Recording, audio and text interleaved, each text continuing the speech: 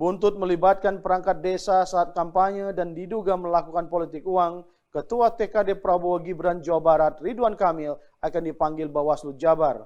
Atas rencana panggilan tersebut, Ridwan Kamil telah menyiapkan tim kuasa hukumnya.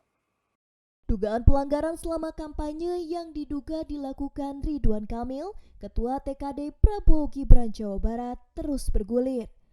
Pihak Bawaslu Jawa Barat selain telah meminta keterangan Bawaslu Kabupaten Tasikmalaya, Bawaslu Jawa Barat juga berencana akan memanggil Ridwan Kamil untuk diminta keterangannya.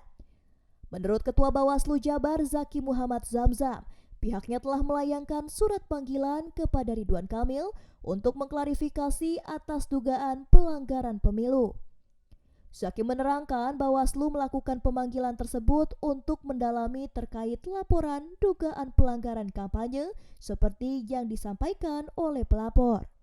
Menurut Zaki, dalam Undang-Undang Nomor 7 Tahun 2017 Pasal 280 Ayat 2 tentang pemilihan umum BPD termasuk pihak yang dilarang untuk terlibat politik praktis dan harus bersikap netral dalam proses pelaksanaan pemilu. Saksi ya, Ketua BPD Kabupaten Tasikmalaya, pemanggilannya klarifikasinya di Kabupaten Tasikmalaya. Ya kan kita dalam rangka mendalami, kita tidak menjustifikasi tapi mendalami. Di 280 itu dilarang dilibatkan dalam kegiatan kampanye. Indikasi selalu ada gitu ya. Tinggal kita lihat nanti cari fakta-faktanya seperti apa, keterlibatannya sejauh mana. Kan belum tergambarkan karena sedang berproses kan. Ya tadi soal kalau tidak masuk pidana ya soal peraturan perundang-undangan lain. Misalnya undang-undang desa, kemudian undang-undang ASN, undang-undang yang kaitannya dengan profesi yang bersangkutan gitu.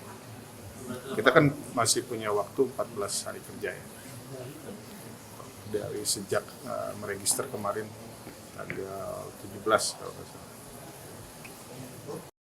Sementara itu, atas panggilan Bawaslu Jawa Barat, Ridwan Kamil menegaskan pihaknya akan mengirimkan kuasa hukumnya ke Bawaslu Jawa Barat.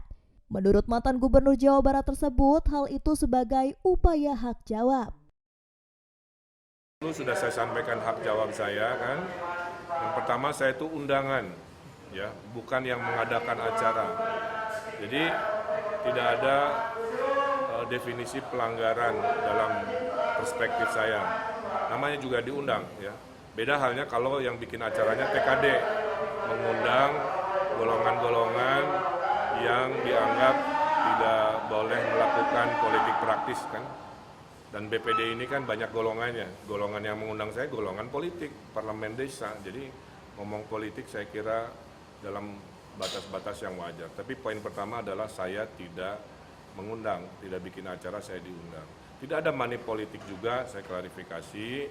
Yang ada itu di panggung spontan, bikin lomba joget, ya. Yang paling heboh, paling centil, paling gemoy, ya dikasih hadiah.